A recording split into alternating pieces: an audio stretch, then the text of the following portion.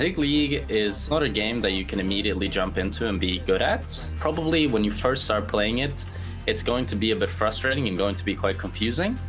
But I think it's a game that once you put a few hours into, it's one of the most rewarding games out there. There's a very, very high skill ceiling for pretty much every champion in the game. I feel like it can never really be learned. And I think it's always changing. And the game is never really stale. It's gone through a lot of changes over the years, which is why I think it's been able to retain so many of the players. And it's a game that keeps you coming back like no other. Dusty, they bite back and they get their revenge for day one. Nice to hear from Jack Spectre there. He's had a bit of a journey actually over the last year, going from primarily content creator, moving into the professional player position. Very few people actually managed to do that as well. So, all credit to him to make that leap, and has been doing it, with success. The guy has managed to find his way with the NLC. He had a bit of critical acclaim in the UKLC previous split. So it's just good to hear from him and sort of the journey that he's been going through to get to this point. But let's move on to this game that he's obviously a part of. Dusty versus Tricked. Look, I can't start this without going to Veteran. The guy has been hyping up Dusty. He's really excited about this team. Talk to me, Veteran, about Dusty. I mean, on any other team, Dusty. On any other team, Jack Spectre would be the tip of the spear, but right here, this is instead just a multi-pronged weapon that they are thrusting straight at Tricked. Like, I actually think Legion is incredibly underrated mid laner. I think that he has a lot of potential to show.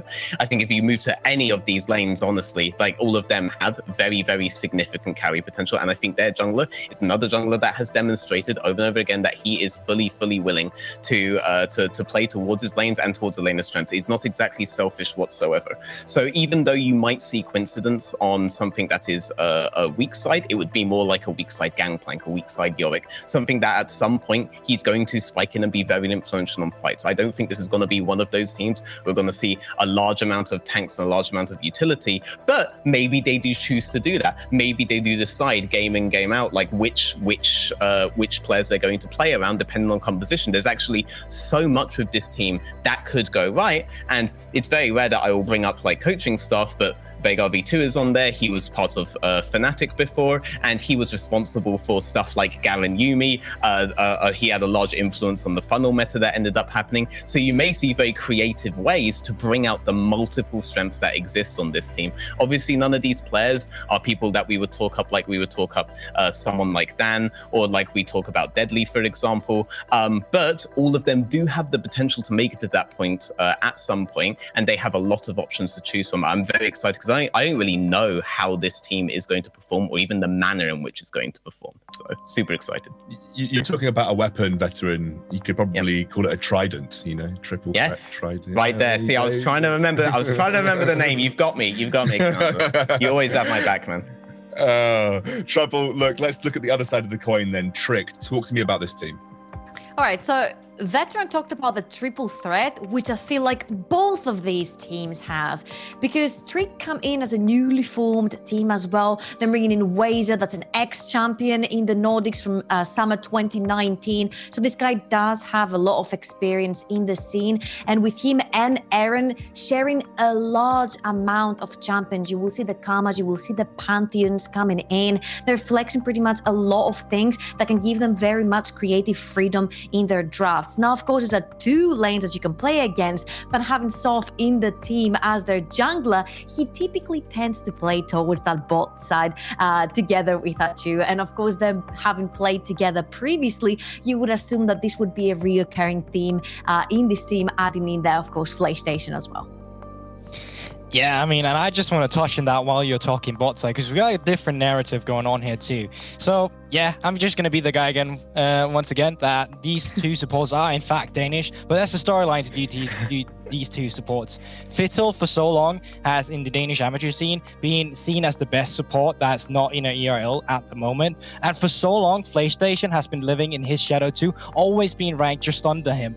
And I feel like PlayStation has been extremely underrated every goddamn time. We saw it back when he was a substitute in Singularity 2. When he got swapped in, he actually did perform and was ready to be the spotlight on that team and actually take action into his own hands. And that had rightfully now given him a spot, spots onto this Trick roster. Now, it's actually him against the guy that he's been in the shadow for so long, and I can't wait to see how they face out against each other. Yeah, actually, obviously with draft coming up fairly shortly, Veteran, I want to turn my eyes towards the draft. Is there anything that you think is going to be an important sticking point between these two teams in terms of champions that we may see come out, or particular influential picks that both these teams will want to get their hands on? So from Dusty's side of things, I'm not exactly entirely sure what to expect. This is a team that if any team does have these pocket picks, it's probably going to be them. Obviously, we do look at Draven contests here. Jack Spectre is an incredibly famous Draven player, and his counterpart also will be contesting that kind of pick. I think on top lane, we do see something very unique like the Yorick pick coming out. But both these players also have a very heavy priority on Gangplank in particular. And, you know, it's in Coincidence's name. I don't really need to tell you what else like we could maybe look for big opportunities for. Ultimately, though, one question mark that I do have is on Cheem on that roster, because this guy is a very, very heavy Rek'Sai player, a very heavy Zac player, but much more so towards that Rek'Sai. It's not necessarily a pick that I put much stock in, though it is a very good facilitating pick. I do want to see what he adapts to as we go forward in the draft. Well, as we go forward, the draft is about right, because after a short break, we'll be diving into that draft of our second game of the day. We'll see you very soon.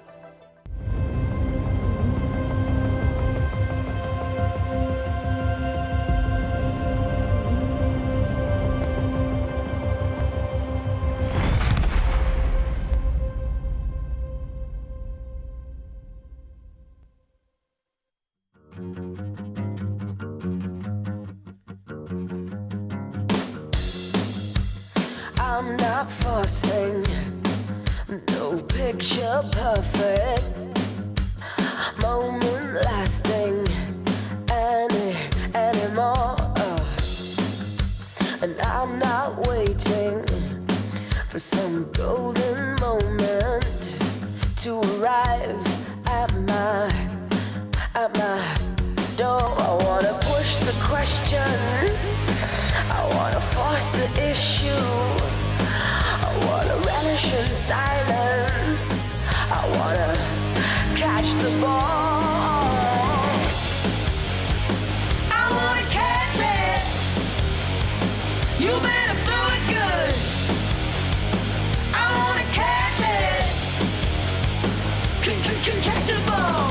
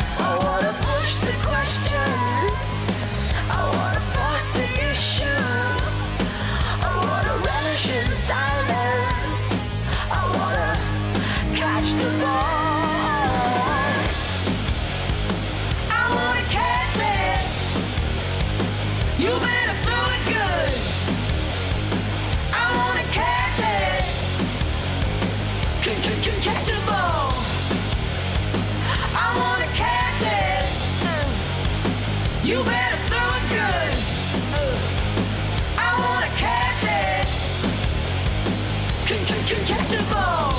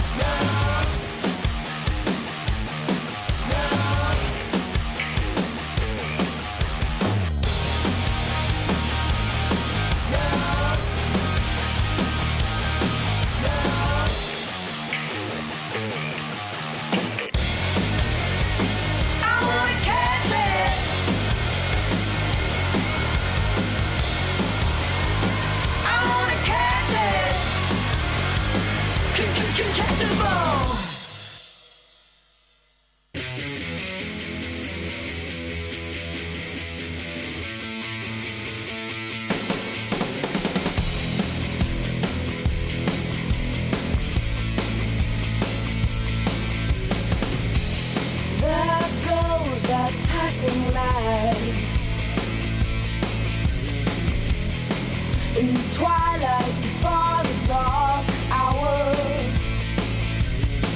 And this time I better get it right. 'Cause maybe we're all passengers on the inside. I had something nice to say. I'm thinking of that.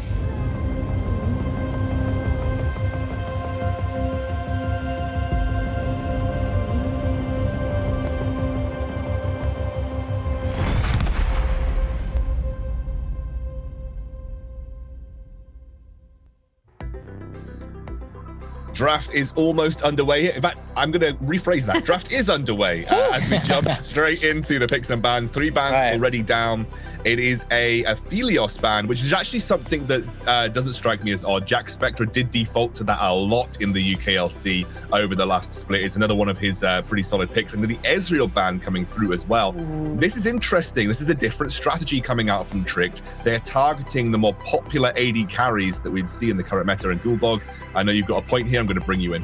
Yeah, I'm just going to say, so far, or at least yesterday, we've seen a lot of Kalista just straight off the bat banned as a red side here. So now you already removed Ezreal, you removed Aphelios. If you don't remove this, what do you say, Kalista now, there's so many power picks up on the table you can go for.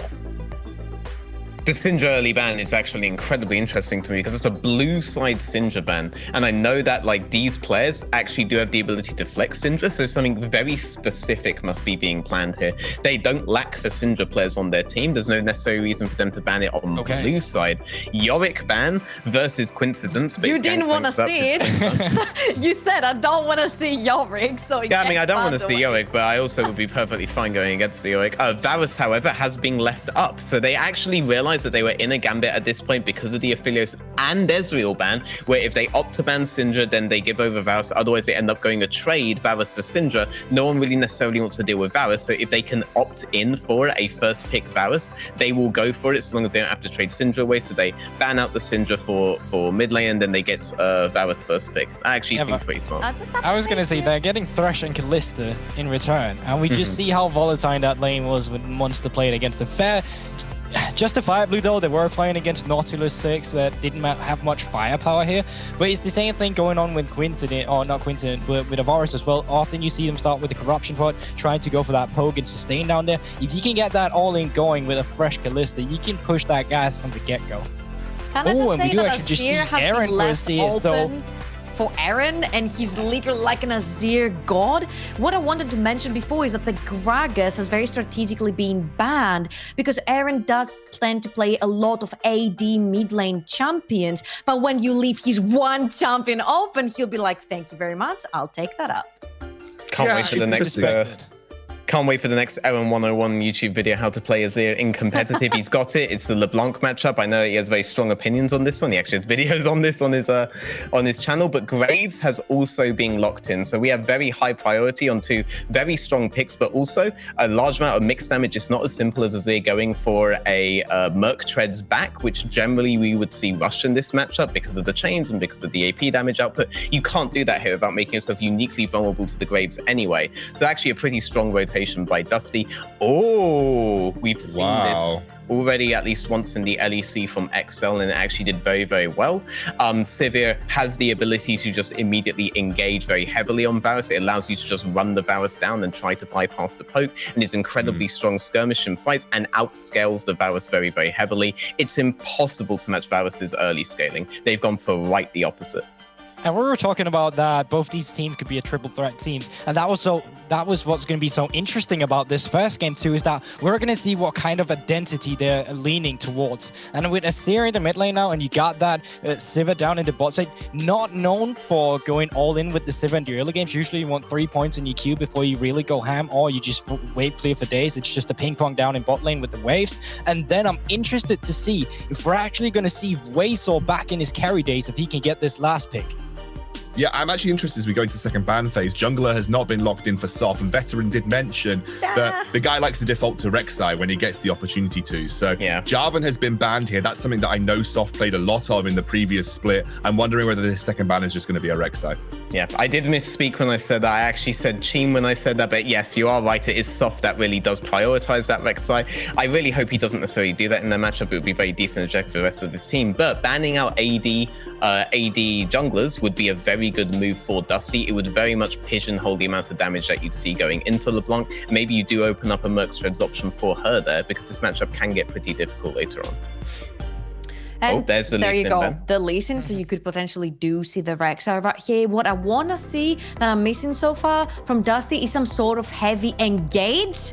And with Necton is the still on the Elise table being too. locked in, I'm expecting Wazer to go back to his carries. The Aatroxes, the Renekton's, the Camille's, the Kleds coming back in the top lane. And I wouldn't be surprised to actually see a Kled here. All that movement speed, all 5 guys running at you.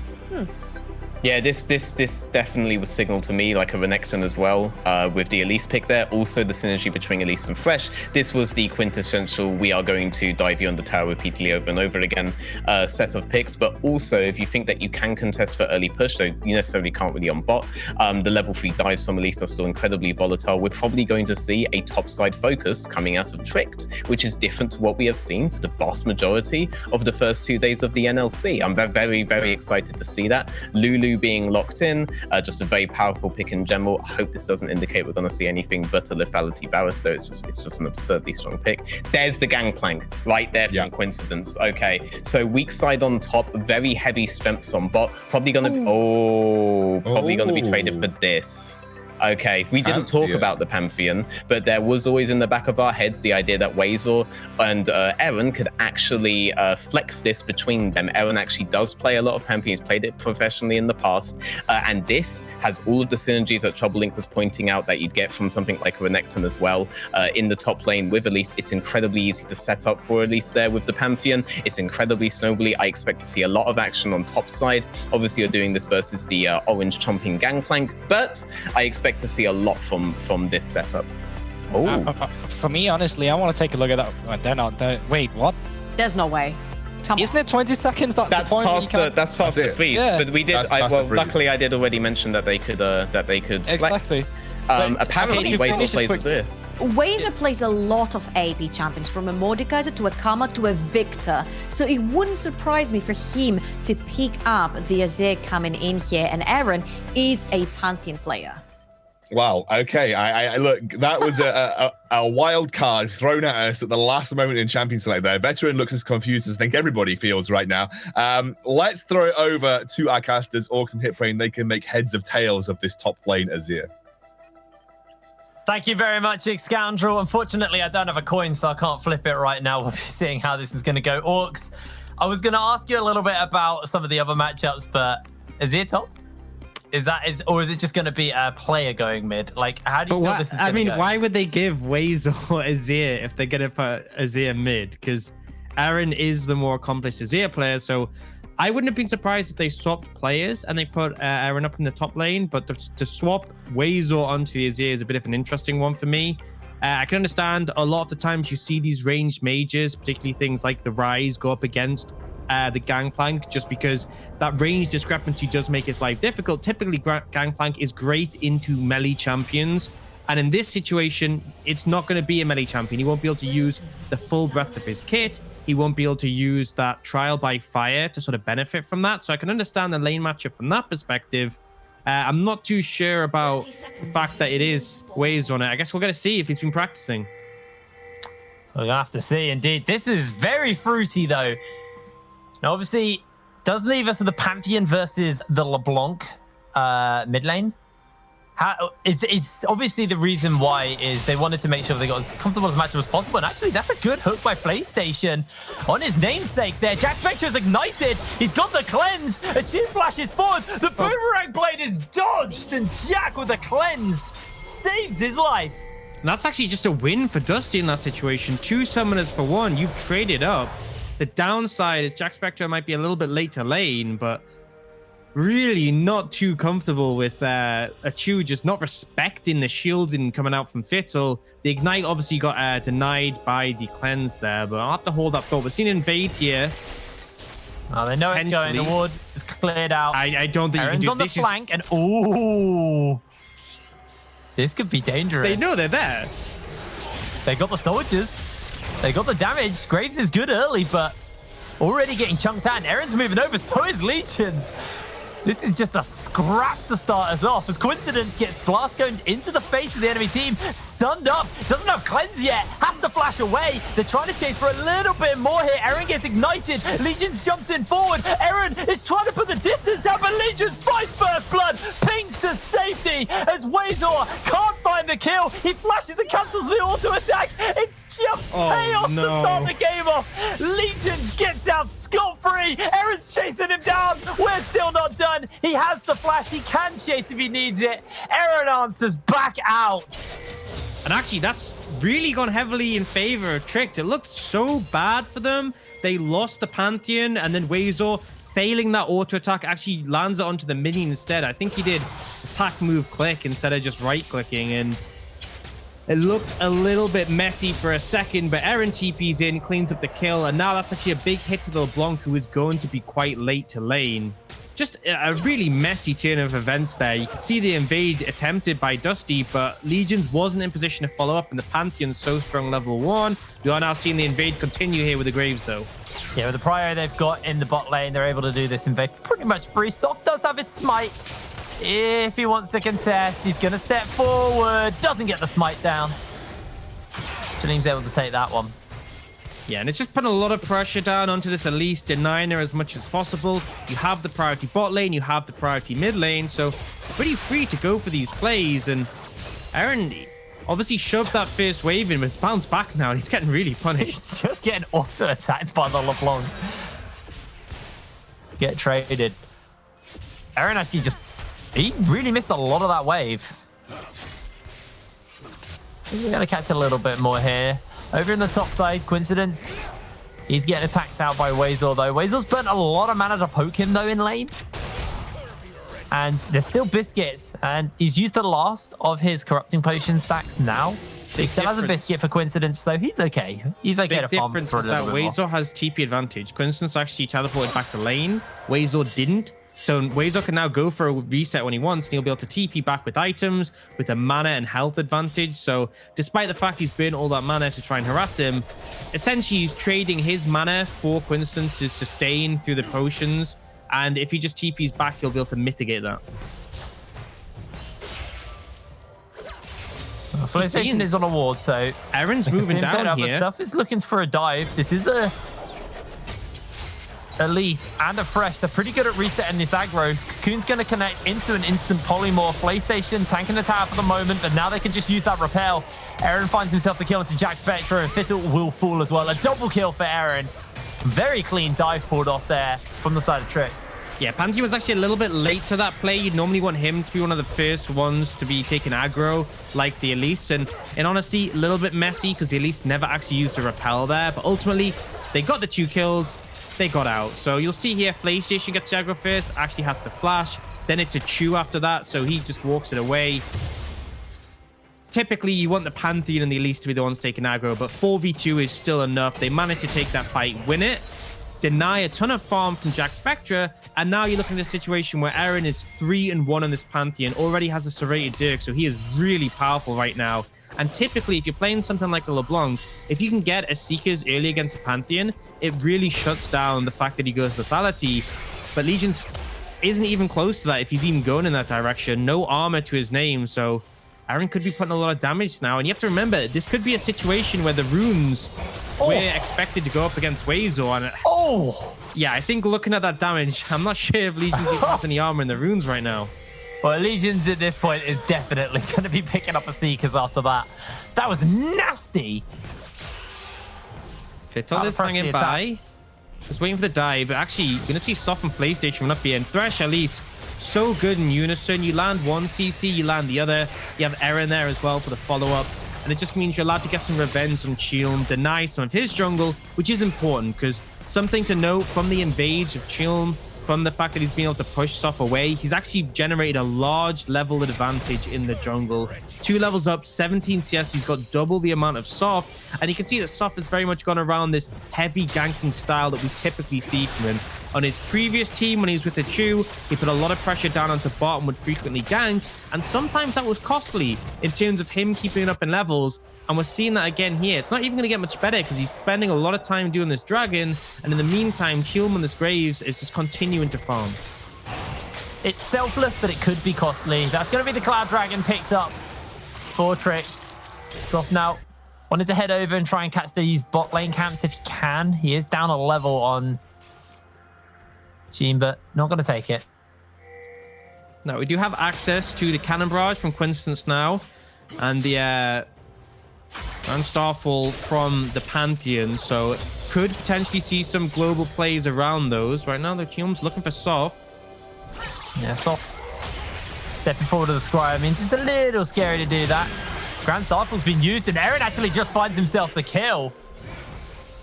Legion's not having a good game in this situation, so actually swapped to go topside to match into the Azir. And it looks like the other lane might get punished here. They use the ulti as well. Coincidence looking to try and sink the damage in. As Soft tries to find the cocoon. He does hold the orange for the moment. Coincidence will finally fall. Uses the orange in time. Soft resets and pings out. Coincidence played that very, very calm, actually. Props to him to live through that. And yet still was close. Still burns the ult on the flash. And in the top side, that good ult from Eren, reading the situation to punish Legions, just allowing Weizor to establish even more pressure. Trick's having a really strong early game so far here.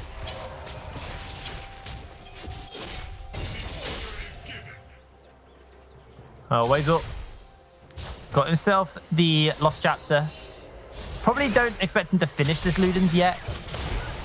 In fact, he'll probably look just to go in for the Nashers. He's going to take the chains to the face there, but able to step away.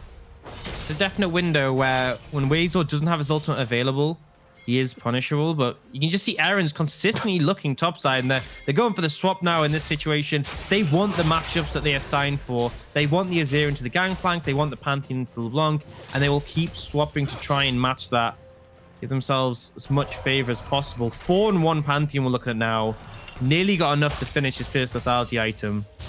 And Legion's just sitting on these cheap components. Yeah, with the Warhammer and the Serrated Dirk. Aaron just playing so well with Soft here. Just rotating around the map, and then same for PlayStation. It's really been about Soft just kind of being two with a second player, 2 versus 1 pretty much every interval in the game so far. We're only 8 minutes in, but Soft has not really been a solo player so far. It's actually really good to see this kind of play coming out of the team. Yeah, and I still have my concerns. So it's something we've seen typically from Soft, is that there was a period last split in the UKLC where he would just play Rek'Sai. He played it 5 or 6 games in a row, and he would just gank bot, gank bot. And sometimes it worked, sometimes it did end up putting him behind. It seems in this situation they were to a degree prepared for it, and he's invested so heavily to get these gangs going. And sure, that dive was extremely effective, but Chilm on this Graves, it's a different meta, I think is the point I'm trying to get across, is that this is a meta where if you don't keep up in the jungle, you will fall massively behind. And sure, did you get your bot lane ahead? Yes. Did you get your mid lane ahead? Sure, but on top of that, you look at a situation where this Graves is going to become an issue. Your Elise isn't going to be relevant through the mid game, being down in experience and gold. And that's where it gets a bit concerning, because it's not actually a poke Varus in this situation. They decided to go the Lulu to offer some scaling. They synced it up with an on-hit Varus. Not quite as high tier in the meta, but definitely more relevant in the later stages. So I think if you do not sort of use this momentum you've gotten early, you might find yourself struggling as the game goes on. Still a 2-level advantage between the junglers. Well, we're letting back into the game. Pause is sorted out. Soft wants to try and get his hands onto this Rift Scuttler for the moment. Sorry, Rift Herald, not Scuttler. You see the whole team grouping around it. It looks like Dusty just going for a trade on the bot side. They could look towards his tower, but they have a wave in place, but there's no other neutral objectives here. They're not going to get a dragon in this situation. They essentially are just trading the Herald for the raw plates that you would typically get from it. And you can see a Chew actually chunked out quite heavily. I think he was just clearing up some jungle camps instead, so just have to back away. And depending on the pacing, this could go either way. Dusty obviously already hitting the tower, but with the Herald, you can speed up that push. And Tricked is just so good at diving towers, you really cannot step up. Yeah, Aaron's going to get some free plates. And it actually may just translate this straight into first tower blood. Aaron's been able to chip away a fair amount. Not really enough to quite kill the wave yet, but this is a cannon wave he's got walking up, so... They should get this first. They're going to get it low enough down to 2 plates, channeling the Herald. That'll be enough to finish off. You win the race for first tower, and you might actually be able to push and get a second charge in this situation. So first tower secured, and I'm not even sure that they can get the full thing here. If a Chu comes down, the wave is almost gone. It's only the Lulu and the Varus. I'm not sure that's actually enough to dive a Chu with summoners, so... Might not even end up trading the turret in this situation. The Herald does get a charge, so even better for Tricked. And in the bot side, yeah, they don't get the tower here. So Tricked trading up massively in this situation. And I think Dusty just weren't really willing to contest the Herald with how strong the Pantheon is. And the end result is do fall behind in terms of those plates. They managed to get more CS on a Jack Spectre, who's made up for that early deficit, but it's at the cost of their solo lane. As you see, a 20 CS deficit top lane and mid lane. Well, Legion's doing his best to try and get somewhat of relevance in it. Aaron's just bolting around the map now, but he's got the Ghostblade finished up. So he got his first lethality item. If you look at his counterpart, who's a little like, up in the air, who is his counterpart, but it is Legion's. Legion's has a lost chapter, and that's it. Hasn't even upgraded his boots, and did just pick up a blasting one on the base. Got a little bit more raw AP, but you can see these gold differences on your screen right now. Thank you very much, Observer. Just as we were talking about the differences in the lanes. Top lane ahead, mid lane ahead.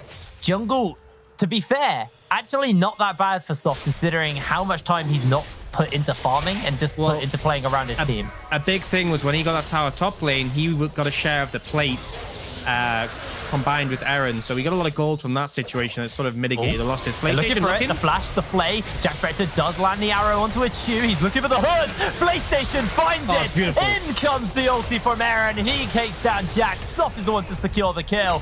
Tricked. Find an insane team fight for themselves as Soft actually is able to dodge away from the tower. They are just walking around Dusty right now.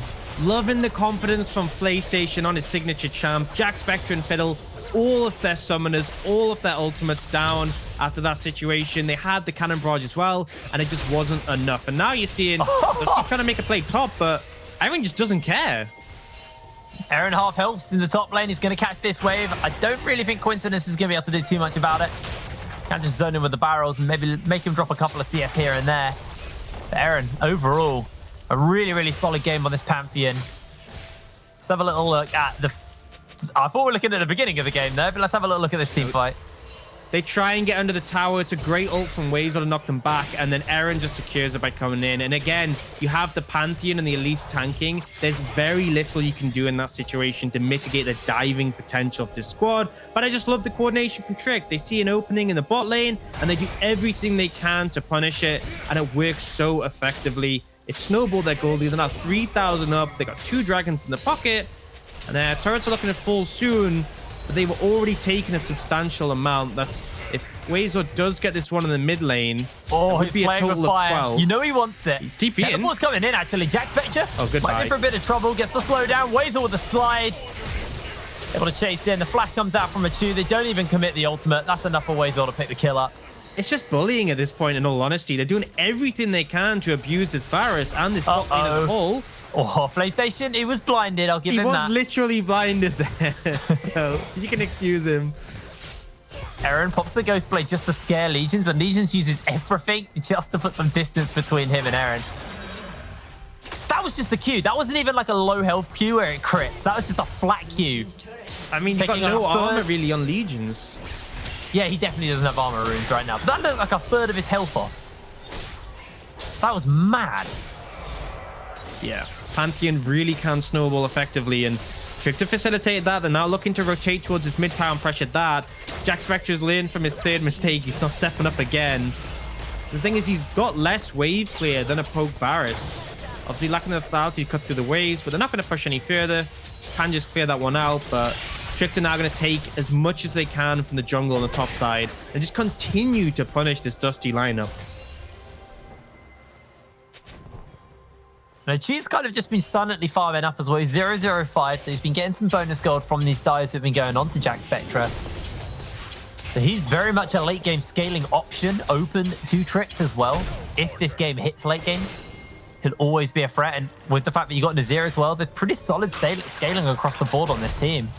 Yeah, that's a concern because the mid jungle with the Pantheon at least, definitely champions that will fall off later. The mid game, they're still very powerful, but the Sivir and the Azir are the ones I'm looking to in the later stages. Now, we do see the Azir going for this Luden's and next Nash's Tooth. That gives a really powerful 2-item spike. It's the biggest 2-item spike you can get from Azir in item combinations, but it does mean that his 3-item spike's going to be a little bit weaker. So looking for the power now for Weasel, and I think that's a good decision. They want to capitalize on their lead right now and just keep extending it as much as they can. Aaron, waiting for Legions to maybe use a spell. Use that distortion. Legions are very sheepish to step up here. And wouldn't it be the Graves coming down? Weasel spotted him out. Aaron just into the waiting jaws of Chelm. That is going to be an easy kill for him. Now Legions has to be careful. Distorts into the bush to get away, but... Whew. Well, they've definitely found a target, and Weasel and Aaron just been working so well. These solo laners, willing to swap with each other, better the lane assignments, willing to consistently move and teleport around the map to facilitate their team. Been doing a ton of work, and it's gone very successfully so far.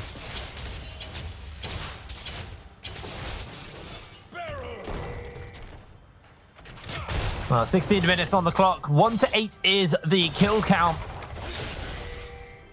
The gold lead just shy of 4,000 between our two teams, and most of that will be sitting on the mid and top.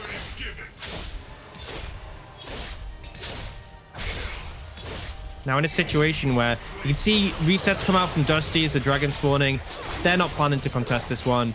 They're going to take the tempo loss from Trick. So as they're doing this dragon, they'll take that time to reset, buy items, fill up on HP and wards. Does mean that the dragon ends up getting traded off, but ultimately, I don't think they're going to go for that one in any scenario.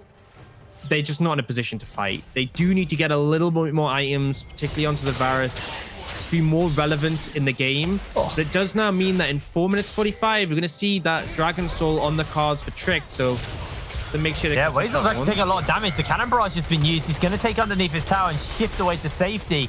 Everybody rotated, and a Gangplank ultimate burn. And they weren't even able to find the kill. Weasel now setting up. He's got Soph at his back. Soph has the Rift Herald as well, remember, and he's going to summon it. So they're actually just committing to this.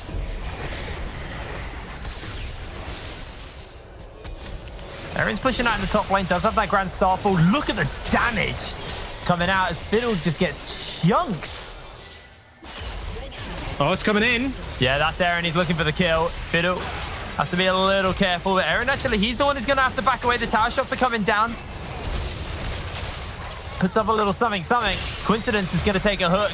The tower's timed out, and actually now Tricked, being a little greedy, being a little over-eager to fight, are going to get chased away from this bot side. They do hold all of their members' lives, though, so no shutdowns going over. That was a little close, maybe a little bit too close for comfort. But Legions, he is looking for this. Still trying to fish for exit kills. Trickleona Weasel's low, but the CC. Yeah, that's going to be the repel used. The lantern's already been placed. Weasel's making sure that they're going to be able to get one out. Legions distorts forward, and then Beast is back out of there. Doesn't want anything to do with that. Cannon Barrage not available to Coincidence yet. And it looks like Dusty, they're just going to have to back away. Tricked didn't offer them an opportunity.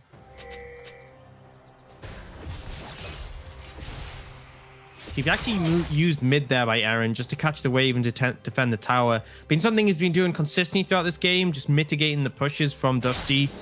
Ultimately, as you said, it was a bit overzealous from Tricked in that situation. Aaron going a tad too deep, but they don't end up getting punished. They do lose some tempo. They are going to have to reset back on the map and establish control, but with the Baron spawning up, they were likely to pull away from the bot side control anyway. Now, though, Aaron looking for Coincidence. 1-for-1 for now, but soft coming.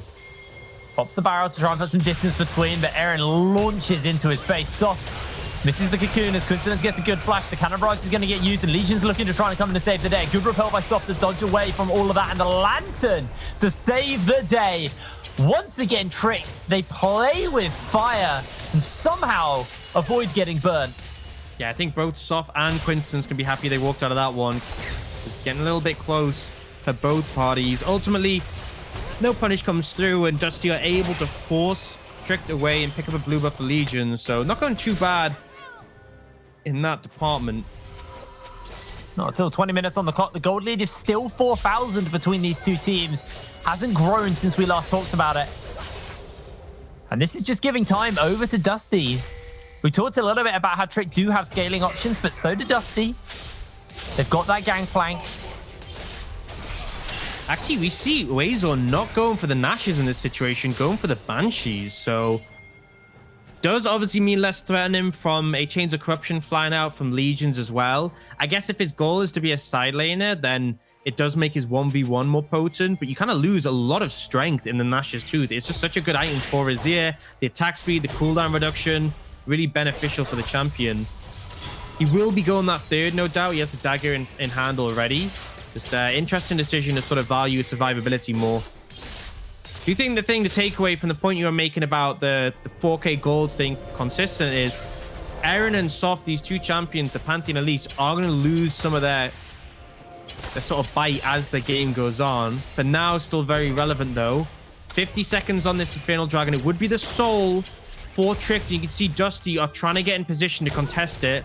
Going to push up mid and look for this tower initially though.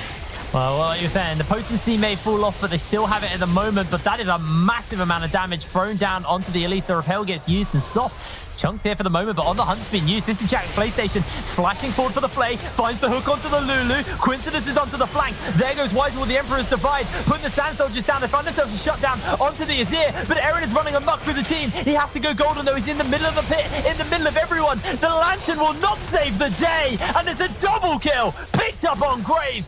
Dusty turn the fight around just as Dragon spawns. Huge fight win there for Dusty. Looked like Tricked had it. They had the flank coming in from Eren. They had the engage from the Sivir with the Thresh in tandem, but it just wasn't enough. Jack Spectrax, you got a fair amount of damage back in return, and then they had these carries to clean up. In particular, Chilm on this Grave started to do a ton of damage, and that was a big shutdown in his pocket, and they managed to deny the Infernal Soul. Great play coming out from Dusty, and just when they needed it. Well, let's have a little look at that again. It looks so good to start. And I think the thing is, they keep pushing in, and Jack Spectre is just hitting. It's only when Eren stepped forward that they take him down, but Eren ends up dying for this. The rest of the team aren't in a position to really help because of the cannon barrage, and at this point, they're just able to turn around. This Pantheon was the strongest part of Tricked, and he ended up trading his life for Jack Spectre, who'd already done as much work as he could in that fight. He'd already put so much damage down with his on-hit Varus, and that's the thing. It's not the poke Varus. It is something that's going to take... not going to be as relevant in the early game, which we saw, but in the later stages, this on-hit Varus with this Lulu can get a lot done. Absolutely. I mean, Chelm also got 2 shutdowns there on the Graves. Not only a double kill, we got 2 shutdowns on the 2 really, really solid members, Wazor and Eren. He's just going straight into the lethality build.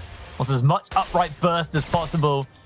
And then Jack can look to tidy up with this on-hit Varus. He's now hit that Blade of Rankin in the Gwynsies. They're the first kind of 2 major spiking items for this build. So starting to come online a little bit here on this Varus. It was a rough start for Dusty. When you think about it, shrink that gold lead ever so slightly now. With the lethality Graves, we are seeing a very squishy composition from both sides in honesty, but you're going to get a lot of value of that lethality against the side of Tricked. You can't just burst through these members quickly. Now, you can see the individual gold numbers. Chilma, 2,000 gold up thanks to those shutdowns and the farm lead he's got. Mid lane still at a massive deficit, but Jack Spectre nearly caught up with the Chew here, who doesn't have any kills to his name either. And it's just sitting on those assists, so Dusty staying relevant in this one. And a big part of this gold deficit is actually mid lane. It's almost entirely mid lane. Actually, it is entirely mid lane, so it's purely Legions who separates these two teams, and he won't fall off as hard as Eren will. And it feels like they're somewhat aware of that, so they kind of panic start to rush the Baron. Cannon Barrage is going to get used. The Redemption will heal them all back up, but Yeah, you can never finish a Baron against a Gangplank team when you're so squishy. No tank to sort of withstand the Baron damage. You get the sort of magic resist shred from the Baron, and the ult just decimates you. So they pull the ult out. That's nice. And now they're looking for the engage. on the Hunt's been used, they go instantly. Wazor looks to try and get the Emperor's Divide back onto one. Chell will get traded out, though. Repel's going to get used by the Elite, and PlayStation is being melted. Soft goes golden. Coincidence finds the kill. Aaron does find himself a stun. Soft holds his life at the moment. Look at the damage from Jack Spectra, though. The tower shots almost finish him off. A great wild growth from Fischl, though, means that Jack Spectra will hold his life. They'll lose the mid lane tier 1, and Dusty are pulling this game back inch by inch. And it was huge there from Chilm. It looked like he was in a really rough situation, getting ulted by the Azir under tower, but he still manages to get so much damage off. The follow-up is there, and we'll get to see a replay. The ult goes off, Soft already low. Achu unable to walk up an auto attack at any point really in this fight, and Jack Spectra with the Lulu backing him up. I mean, you can see the hero moment here for Aaron is just blocking as much damage as possible, but Jack Spectra is just dishing out so much, and it feels like Achu in these fights isn't really able to do anything. At no point can he step up to auto attack, or at least he's not willing to, and as a result, you see in the likes of Wazor, of Aaron, stepping up to try and make these plays, but as soon as they do, they have 4 members of Dusty trying to cut them down, and suddenly we're seeing only a 2k goal difference. A lot of items coming in. Already got the Death Stance for Coincidence. It's been worked on by Jack Spectra. Chilm almost on his second lethality item. This game is feeling a lot closer.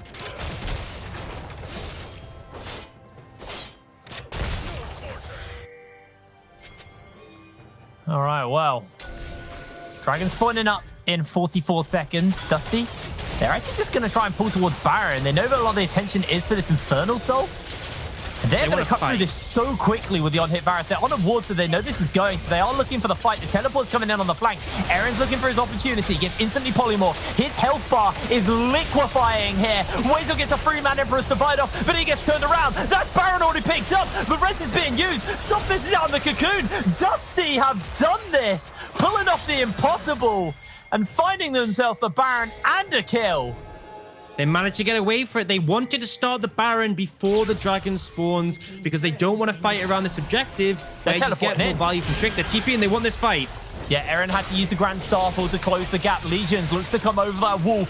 Dragon is going to get melted through, and I don't think they can do it in time. Legions split the Storts forward. That's Soul picked up, but the chains are connecting, and Soft is going to get popped by Legions. The collapse is coming in on all fronts, though. They're looking to close out on the pincer. Aaron has to run like the wind from Legions, but Legions is looking to hunt him down. Will get caught, not underneath the tower, however, and Aaron will be able to get out. The turret will fall in the mid lane, however, and Legions, he's not done. He's still looking for this kill onto Aaron. He's stopping the base here. They've got the Baron pushing up in the mid lane. Legions just is playing an irritation role right now. The turret's going to fall. The inhibitor will be next to go.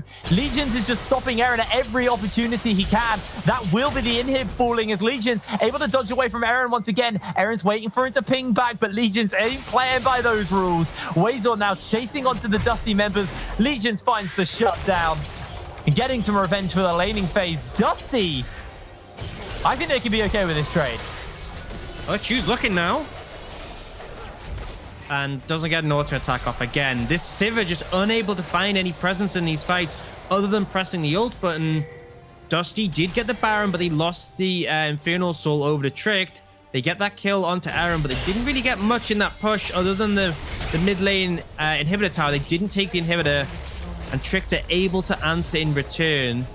Got to remember that the Baron is only a temporary buff. You have to look at what value you're getting from it, whereas the Infernal Soul is going to be there for the rest of the game for Tricked.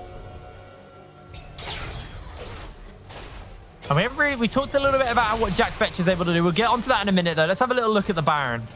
And you can see just Tricked are so split up. And again, watch Achu in this situation. One Boomerang Blade. That's it. That was the whole fight. And of course, they did peel off in that situation, but it's been a consistent thing. Achu is unable to find his way into these fights, unable to contribute, and as a result, it's just Aaron and Wazor diving in 1v4 and getting taken down. And until this Sivir can contribute, they're not going to find the success, because we have a Sivir on 280, almost 300 CS. 3 items in the pocket means nothing if you're not doing any damage with them. Doesn't indeed. Right. 30 minutes on the clock. Gold lead is 1,000 between the two. Starting to get to somewhat redundancy as Jack Spectre is closing in. Actually, he's not closing in on his next item, but he does have the Death Stance. He has the Blade of the Rune King. He has that Rage Blade. Death Stance, 3 items, though.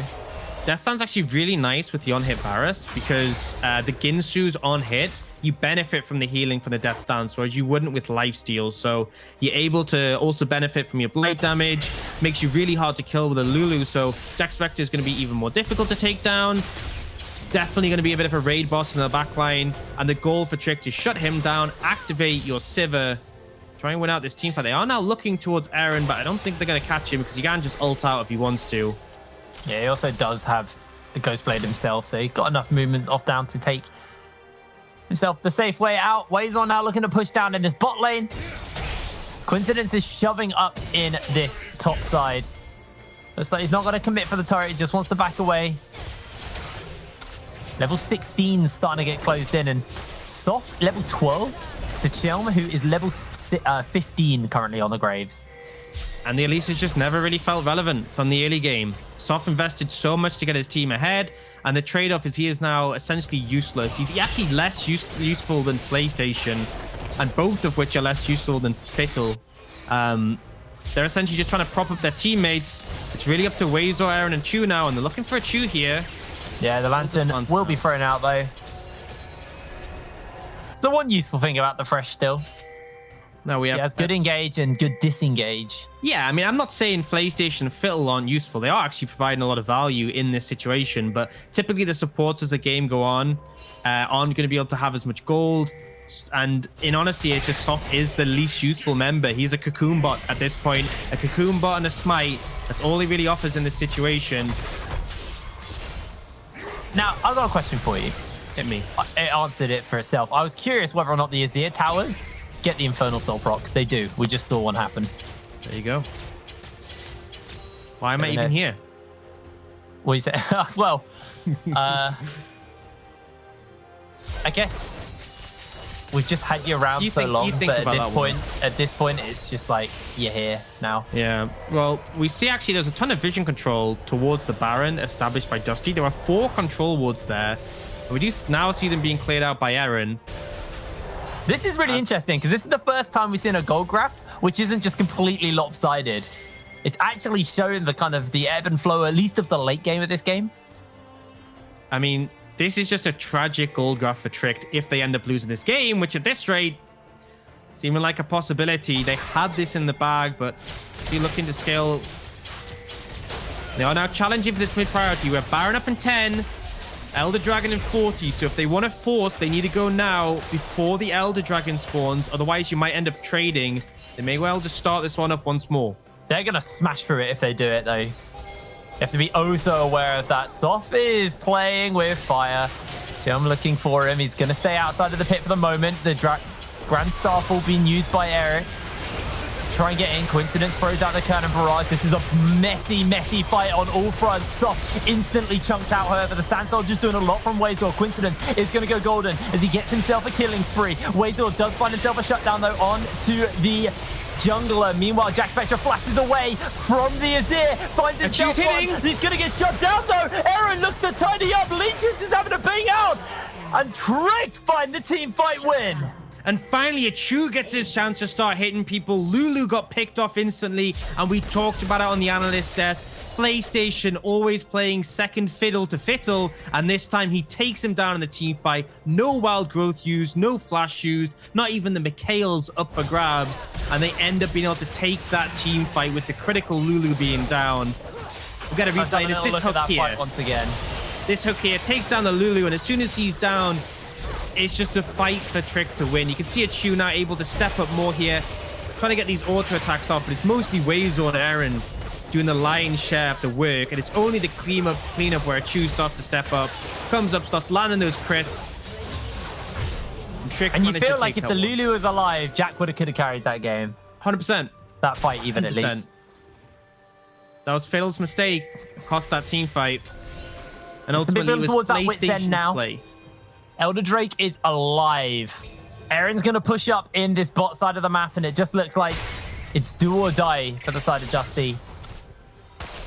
So, Yeah, Aaron and actually- Baron. Aaron will TP take this top. tower. Aaron might take the game if no one goes to answer him. So they really need to pick up the pace here for the side of Dusty. Dragon's going to get started. Dusty, They don't feel confident though. not completely confident. Like you said, there is a teleport and a ulti available to Coincident. Dragon going to get reset. They do look for the Azir ultimate. Teleport's going to get followed up as well. They're looking to commit for this. His down goes soft. Coincidence will find the kill, but They're looking for the back door. Aaron and Wazer are just going to end the game. They're finding the kills. They're finding the openings, but this might just be the end of it here. Trick need to try and find the interrupt. They need to try and find the distance. The towers are going down. The bases are coming through, but the Nexus has been exposed. The backdoor for Trick is going to win them the game. Dusty got so close, but it just fell apart when it counted.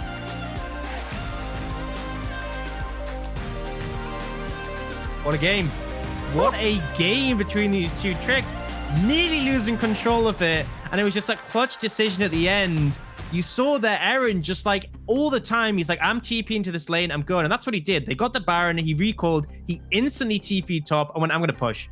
Yeah. His team are trying to posture around Elder Dragons. I don't care. I am pushing. And it worked. He calls in Wazor. And I think that's going to be the highlight of this game. These two solo laners for Tricked earning their salary and more. They were doing so much work there. They did the swap, flexing between them, which was great to see. Sharing the champion pool, we didn't expect with the Azir. Definitely expected the Pantheon, but the Azir was a complete wild card. And then we just saw them consistently showing their presence on the map, pressuring bot lane early with the TPs, being menaces in the silent. And these team fights, they were the driving forces. And even when things started to struggle, they managed to resurge. And they just well deserving of this game. Yes, it was messy. Yes, there were parts of Trick that struggled, but the solo laners earned this one. So well played to Wazor and Aaron. They put the early game on their back, and then when things started to look hairy, they put the late game on their back. We actually do have a little replay package of the ending of this game. And so soft They goes down here. lost the dragon as well. The bases just weren't quick enough. Yeah, I mean, look at Wazor's HP. The ult from Graves just came in after the TP was channeled. It might have actually killed him, in all honesty. That ult being a split second sooner from Graves could have made the difference. Because Wazor was dead. I think they make it back in time, in all honesty. Yeah. That was such an exciting ending. This is what I wanted to see from the NLC. None of these one-sided games, these back and forth, crazy games that are just super explosive. But we've had a little bit of a chat about this. We are going to cut to a quick break, and when we're back, we'll let our analysts break that game down further. So we'll see you after the break.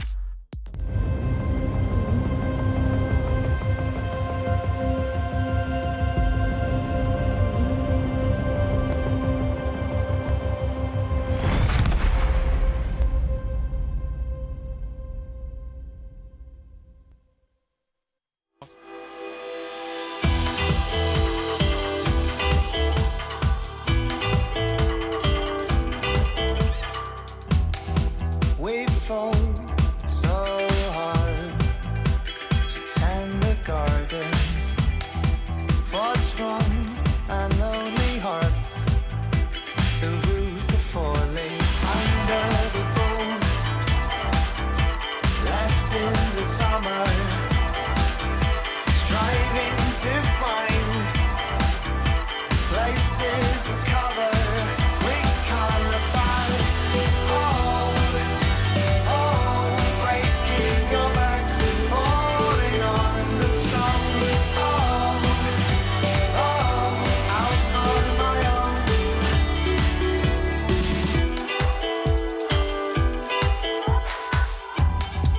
This land of which we claimed, wash it from our hands.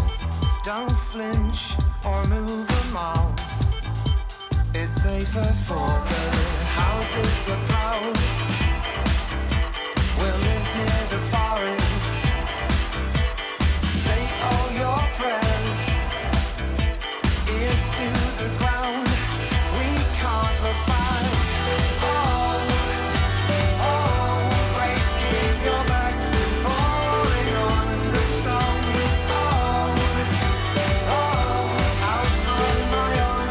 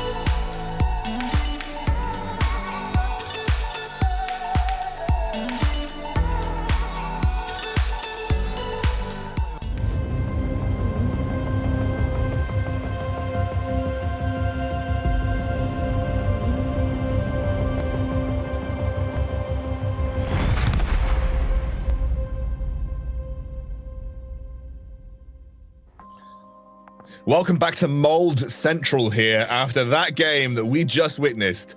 Dusty throwing it straight into the dustbin. Look, I'm actually just gonna let my boy Veteran take center stage here because that was a game, and I feel like I can't even do it justice. I'm just gonna let a veteran do it justice for me. No, but they actually had the game won. Like Dusty actually had the game won. You almost against insurmountable odds. And then what do I see? Like they have the choice. They know that now that they can contest all the infernal breaks and they can actually start making their way there and not give the team the only comeback that they need. And when it comes to the 40-second timer between infernal and between Baron, they decide that this is the perfect time to go and do the Baron. They know that if they get poked out, they no longer have a free reset to go and do the infernal. And let's think about this. Say that you know you're going into this knowing that you're trading Baron for infernal. Well, what's going to happen is, say that enemy team gets infernal soul and you get Baron. Well, now you can't really push up with the Baron because you can't contest them on infernal soul. Now, say that you get infernal and the enemy team gets the Baron. Great, brilliant. You already know that you're winning 5-on-5. So let them move into you. Why would you choose literally the opposite scenario to that? And you could see how much they struggled after that trade.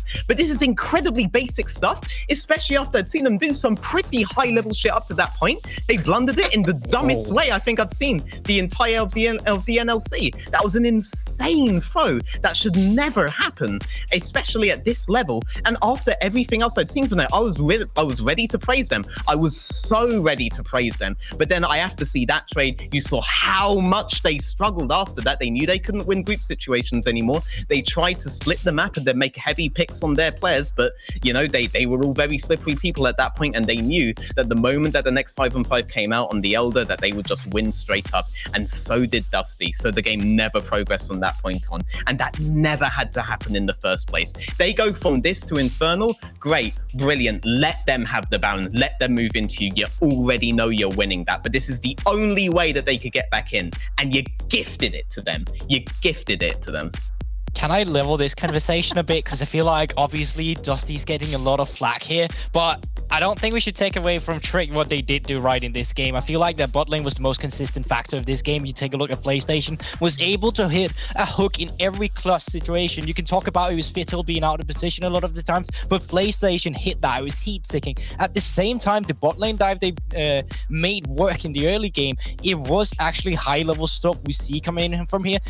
Even after that clutch, clunky level 1 that we did see, it was a bit yeah, not so perfect, let's just put it like that. But honestly, the early game for Dusty though, I felt like we really saw some high level stuff as a veteran mentioned. We saw some good wave manipulation, some good map play, good resets coming into the third Drake that denied them the Infernal Soul or Soul Point at that time. And that was just really what made them come back, give them the tempo, make them have the Baron again. But it only gave them a lead so they could throw the ball back in Trick's court, really. And I'm actually just gonna grab that ball. Doesn't sound great, but that's what I'm gonna do for now.